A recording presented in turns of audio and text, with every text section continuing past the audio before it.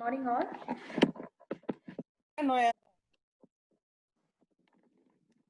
Are you able to hear me? Yes, ma'am. Any problem with the network? Like when I am speaking, is there any problem with my voice? Is it getting dragged or anything? Not now, ma'am. Okay, fine. So today we will start with the, what about the screen? I hope you are able to see my screen. Yes. Okay. Then it's getting recorded. Okay. So today we will start with a very fresh topic, that is epilepsy. So finally we are done with anemia. So we have covered almost all types of anemia. I hope that is enough. So today we'll start with a new chapter, that is epilepsy. It is going to be a bit elaborate because the pathophysiology part is like a bit okay, but when it comes to the treatment part, it is going to get a bit extended. Okay, so we'll start with epilepsy. So epilepsy, now it is a disorder that is best viewed as a symptom of disturbed electrical activity in the brain caused by a wide variety of etiologies. Now, whenever I am saying epilepsy, it is simply because of some abnormal electrical activity. Now, you know the conduction, nerve conduction, how impulses are conducted across all the nerves. So you will be knowing that. So the depolarization happens. So when a neuron is undergoing depolarization, at the neuronal ending or at the nerve ending, so many neurotransmitters will be released. So this neurotransmitter will be going to the next neuron. So that neuron will be getting activated, and then so on. The impulses will be conducted throughout, and finally this neurotransmitter will go and bind to whom? To a receptor. And then when it binds to a receptor, the necessary action will be taking place. Right? That is exactly how action potential works. So imagine now there are 10 neurons in a row. Okay, so the first neuron gets activated or it gets depolarized. So when it is getting depolarized, at the nerve ending, a neurotransmitter is released. So the released neurotransmitter, it will go and activate the second neuron, and then the second neuron will be undergoing depolarization. Then it gets activated. Then it releases neurotransmitter. Then the released neurotransmitter go and bind to the third one. The third one gets activated. Till then it continues till the 10th neuron. So when it reaches the 10th neuron will be releasing neurotransmitter. So that neurotransmitter will be going and binding to the respective receptors, and action will be released. Like it will be a muscular movement or some kind of emotional thing, or it can be thinking, or it can be anything. Okay, so that is the normal thing that is happening in a normal person. But whereas in epilepsy, what happens is now this neuronal firing or this depolarization, it will be abnormal, or simply you can say that it will be too much. Okay, so this electrical activity will be like too much in an epileptic patient. It is not going to be normal. It will be like abnormal. It will be like too much. It is not too less. It is too much. So there is an abnormal electrical activity in the brain, which will be resulting in what? Epilepsy. Okay, are you able to follow me? Yes, yes, ma'am. Okay. So now epilepsy is a disorder that is best viewed as symptom of disturbed electrical activity.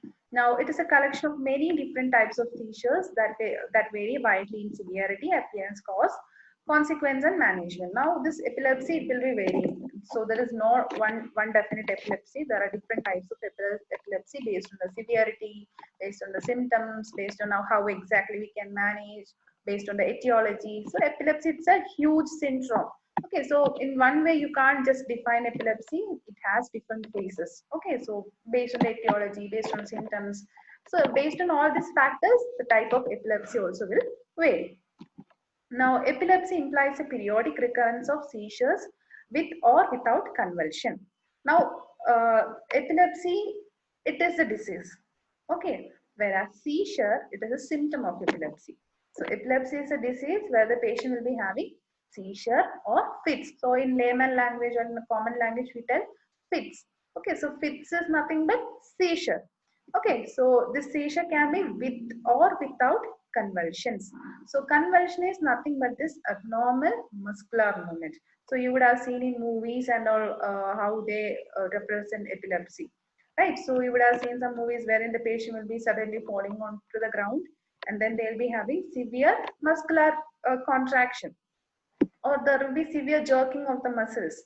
Okay, so that is called convulsion. This abnormal jerking or contraction of the muscles are called as uh, convulsions. So this epilepsy, which is actually the disease, is characterized by seizures, which is our fits with or without any convulsions. Okay, sometimes with the seizures, there won't be any muscular problem. Sometimes there will be severe contractions of the muscles. So one example is absence seizures. Okay, so those all things I'll try to put some videos for you so that you will be able to understand better, or we can make it bit more interesting. So there is one particular type of seizures called as what do you say? Absence seizures. Okay, so absence seizures, it is usually being found in children. Okay, so like it goes unrecognized sometimes. So the children or toddlers, they will be like playing around, and suddenly they'll be like, they'll stop moving. Okay, there won't be any movement. They will just stare at you with some blinking of the eyes, and then they'll go back to the normal stage. That is one example for absence seizure. So it always goes unrecognized. It's not dramatic or anything. So simply the patient, they'll just go absent-minded, or they'll just simply stare with some blinking of the eyes, and usually it goes unnoticed. People might think that they are thinking some about something, or they are just worried about something, or it is just part of the play. Okay, so it most of the time it goes unnoticed because there is no muscular movement or anything. Okay, so what I'm trying to tell it is not necessary that in all type of seizures there will be severe convulsions. Okay, so in generalized tonic-clonic seizure, that is one particular type of seizures. So usually this is the seizure which can be usually seen in movies. Okay, in many movies you would have seen how seizure or epilepsy is being represented. So it usually is being represented as a very wild way, or as a very violent, uh, as a very violent diseases.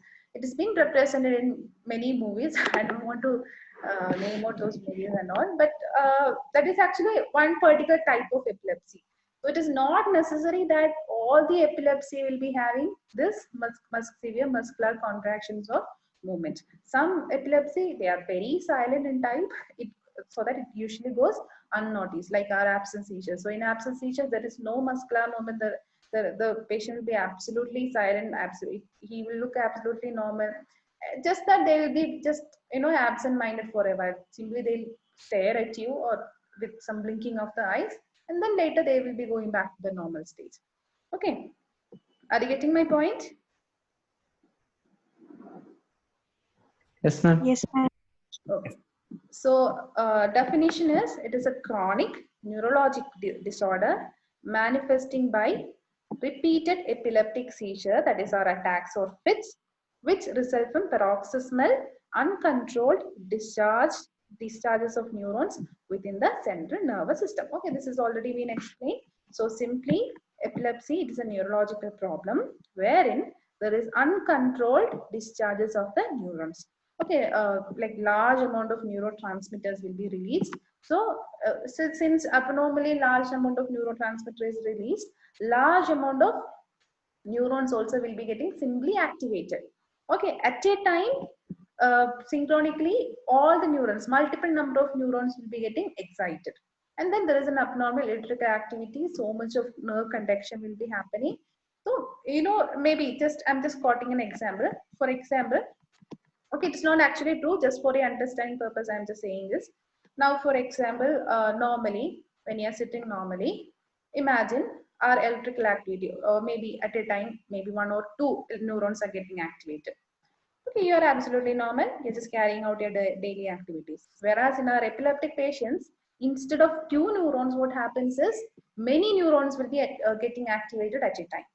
Okay, for you and me, what happens at a time, maybe some two or three neurons will be getting activated. So we are absolutely normal. We are doing whatever we are doing that time, like writing, walking, eating, or anything. But in these patients, what happens is Instead of 2 or 3 neurons, like multiple number of neurons, maybe some 100 neurons, all of a sudden they'll get activated together. Okay, that electrical activity is too much high in the epileptic patients at some moment. And that particular abnormal electrical activity, that will be resulting in a seizure attack. Okay, so that is the background, what is happening in epilepsy. Now we'll go on to etiology. So etiology, they can be genetic or hereditary. Then injury because of any injury to the brain, because of any infections or some metabolic disorders or some other causes. So we'll just see one by one what can be the causes. So seizures occur because small number of neurons discharge abnormally. Then anything that disrupts the normal homeostasis of the neuron and disturbs the stability may trigger abnormal activity and seizures. Now, if there is anything that is disturbing the normal homeostasis of the neuron, it will be resulting in an abnormal activity of the neuron. Okay, so we will just see what are those. Now, again, it has been said that there is a genetic predisposition to seizures has been suggested. Now, genetic predisposition in the sense, if someone in the family is having, a seizure, means maybe somewhere in the someone else in the family also can receive the same. So imagine a primary relative, like the parents, maybe father, mom, or someone like grandmother, or aunt, or anything, or anyone. Okay, if there is some close relative, they are having a history of seizure, means even the close relative, other close relatives also can have a chance of it. Okay, so it has been said that there is a hereditary linkage or genetic linkage to it. Okay, if someone in the family is having, means if you are doing a family, if you are taking a family history of the patient, and if you are going deep into the chart, you will get to know that many others related to the patient also will be having the same problem. Okay, so it usually is within the family, like like psychosis or schizophrenia and all. It is usually something is related, some relationship basis there for this particular disease also.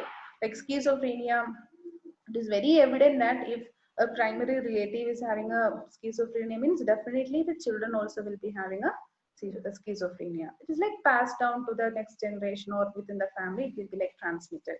Okay, so that is one point. Then patients with mental retardation and cerebral palsy are at increased risk of seizures. Okay, now these are other two disorders wherein you can see increased risk for seizures. So cerebral palsy is nothing but some paralyzed condition. And in those patients and people who are suffering from mental retardation also, they also have an increased risk of seizures. Then the more profound the degree of mental retardation as measured by IQ, the greater is the incidence of epilepsy. Okay, so, there are certain diseases or disorders wherein the kid or the child will be having a mental retardation. So let's say for Down syndrome or severe autistic children. So autism also, it can, based on the severity, it can vary. In some people it will be like autism will be like too severe, it will be.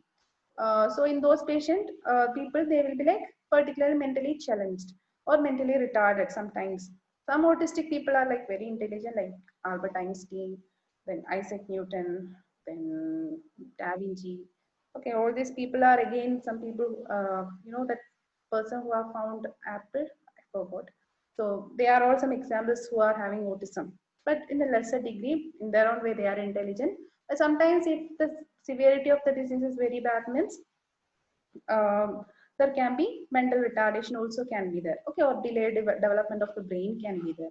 So in such patients, what happens is this IQ can go very down, very low. So it has been found that whoever is suffering from these mental retardation with a very less IQ, they are at the verge of developing epilepsy. Are you getting my point? Yes, ma'am. So next point is the causes of seizures in elderly may be multifactorial and include cerebrovascular disease. Now, some neurodegenerative disorders, tumor, head trauma, metabolic disorders, and CNS infection. Now it is also been found that seizures in elderly are also very common. But not like every elder population will be having seizures. It again varies. If the elderly population, they are suffering from some kind of cerebrovascular diseases like stroke. Okay, now stroke is one huge reason for epilepsy. If after a stroke attack, if someone's brain is severely damaged, means they are very much prone to develop epilepsy or seizure attack in the near future.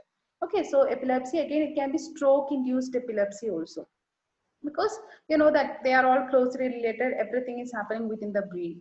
So stroke may what happens, a part of the brain, if it goes unnoticed, or if the patient is receiving the management very late, or if the severity of stroke is very high, means the patient can have a definite damage to the brain.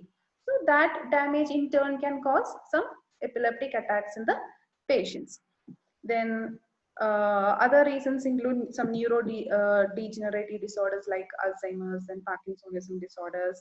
Then if there is any tumor, okay, like there will be some brain tumors and all. So that brain tumors can make that patient prone to develop seizure attacks.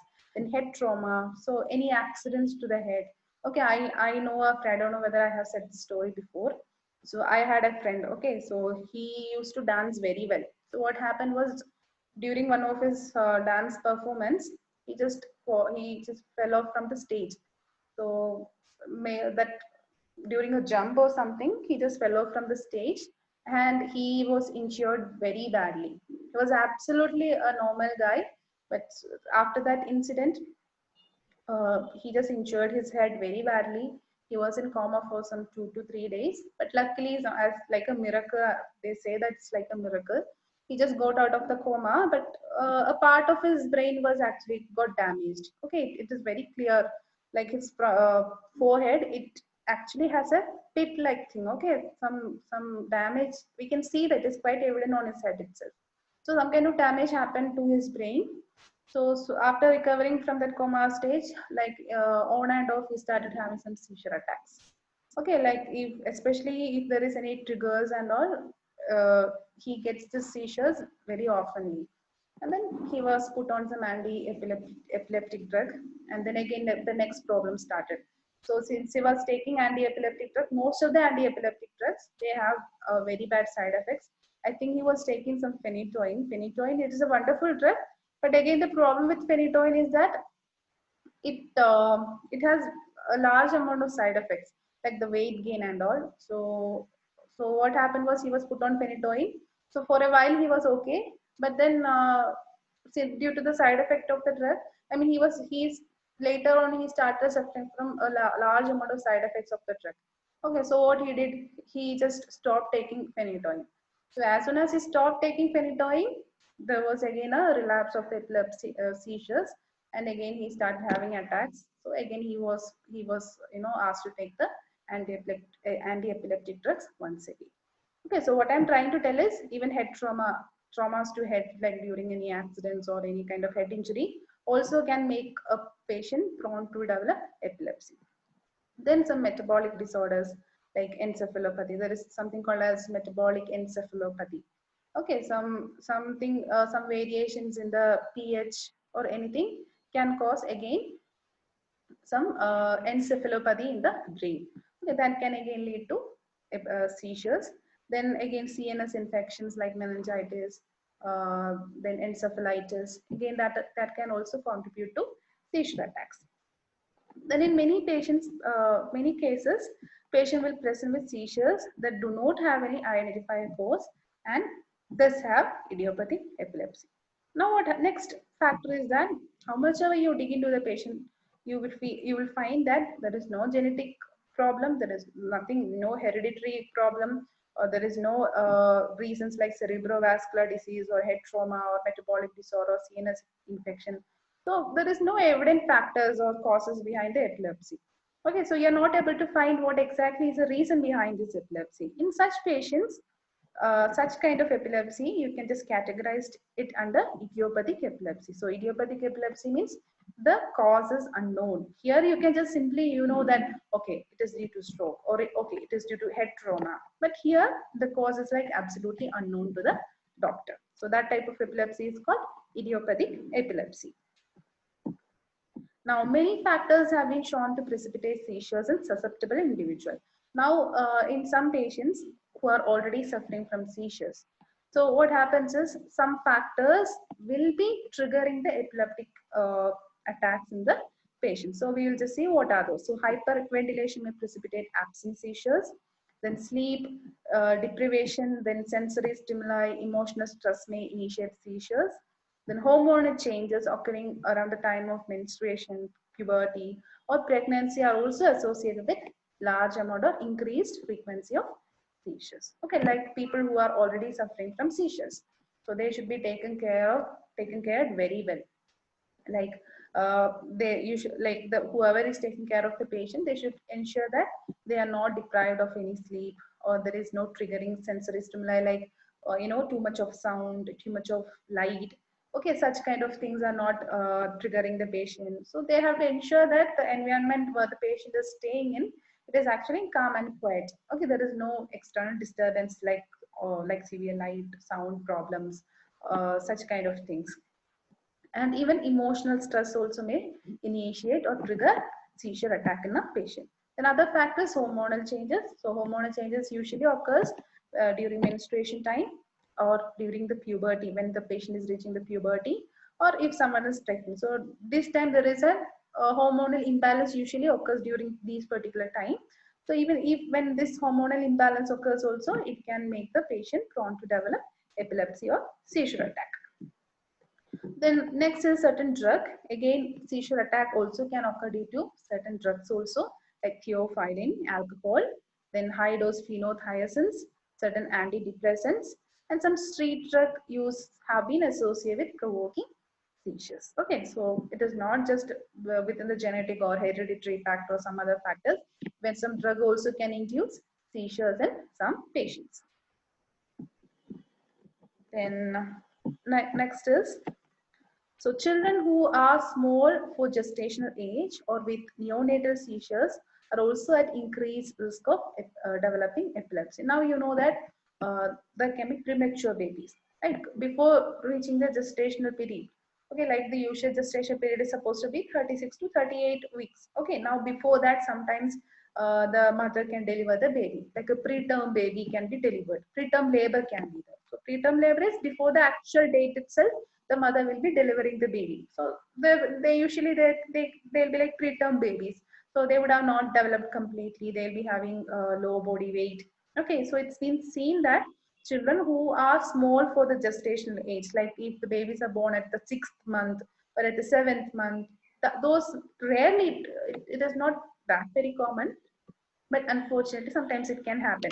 Such babies can develop what seizures when they grow up. Then other one is neonatal seizures. Some babies, when they are born itself, they'll be suffering from some kind of seizures. So that particular type of seizure is called as neonatal seizures. So again, babies who are born small for a gestational age, or preterm babies, or babies who are born with neonatal seizures are also at the risk of developing epilepsy when they grow up. Then the most clearly established risk factors for epilepsy in all age groups are head trauma, especially in patients in whom the dura mater has been breached and whom there is evidence of loss of consciousness, and CNS infection and stroke. Okay, now so far we have seen based on the age. So when we discussed about the old age, we said that stroke, neurological disorders, CNS infection, all those are the causative factors for seizures. Now, despite the age, whatever the age be, there are some factors which can definitely lead to epilepsy. Let the patient be a pediatric population or a youth or a geriatric population, whatever it be, there are some certain factors which can definitely cause epilepsy. So they are some head traumas, then CNS infection and stroke.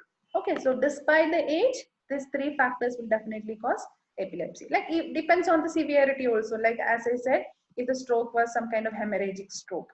Okay, so a hemorrhagic stroke, you know that it is very severe than the ischemic one. Okay, so in such kind of situation, the chances or likeliness of having a epileptic episode, it is quite high. And then comes head trauma. So if head trauma is too bad or too severe, again means if it has injured the brain very badly, means again the patient can have a seizure attack in the future. So that is about the etiology of epilepsy. So moving on to the pathophysiology now. This is the basic thing. Are you able to hear me?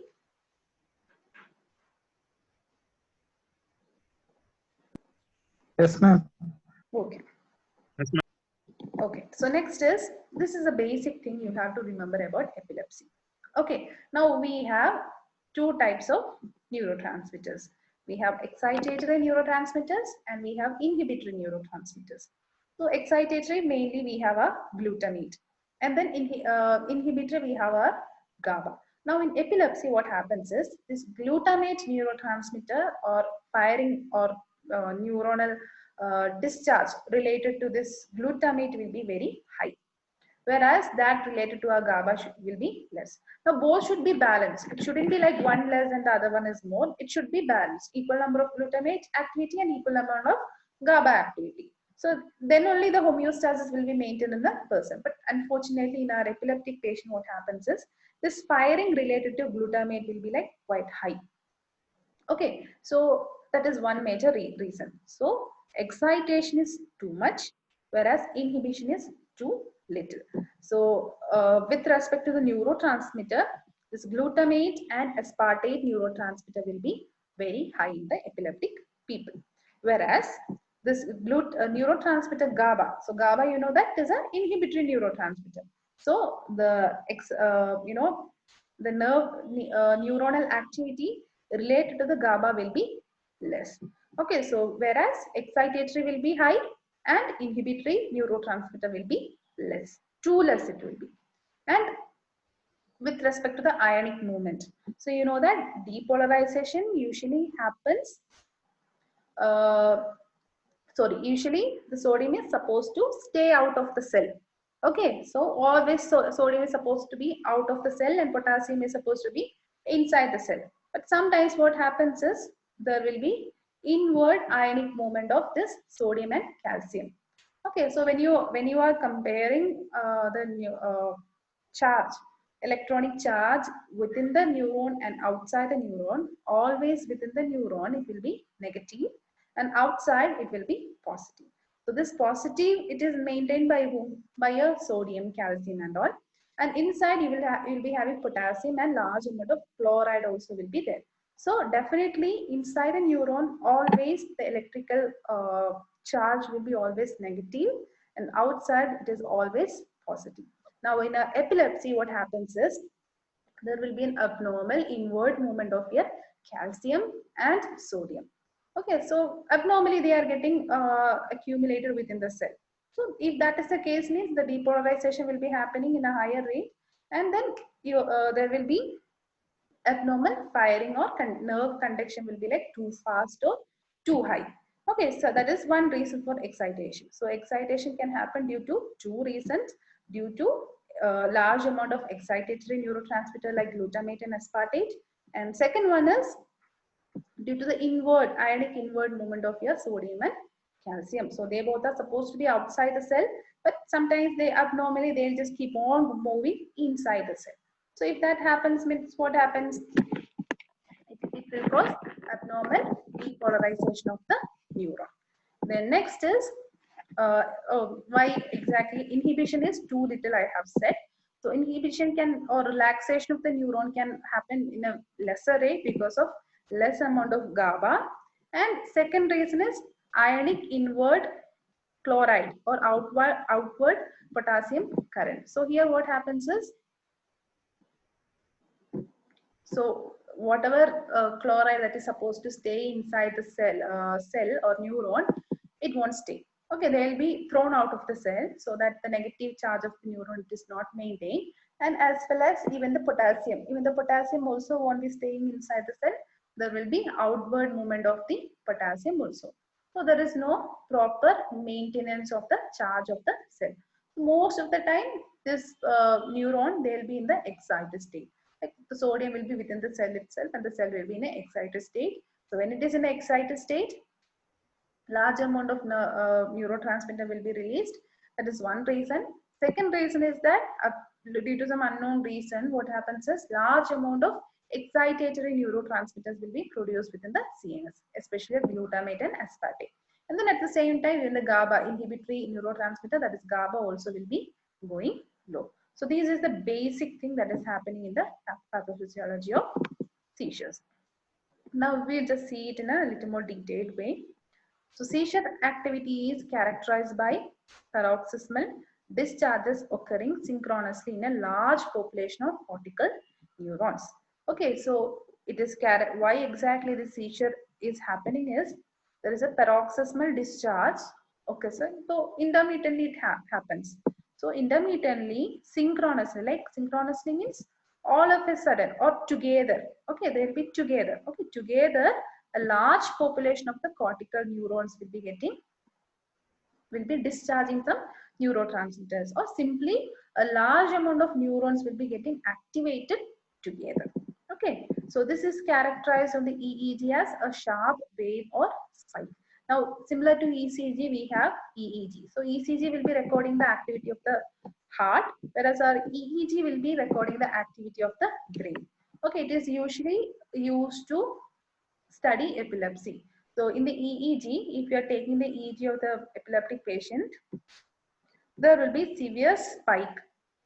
Okay, so it will be measuring the brain waves. So there will be severe spike within the brain waves. So if there is a spike, they can identify, or if they can make out that okay, the patient had suffered from a epileptic attack. So the basic physiology of a seizure episode is traceable to an unstable cell membrane. Now this is the basic thing that is happening in our epilepsy.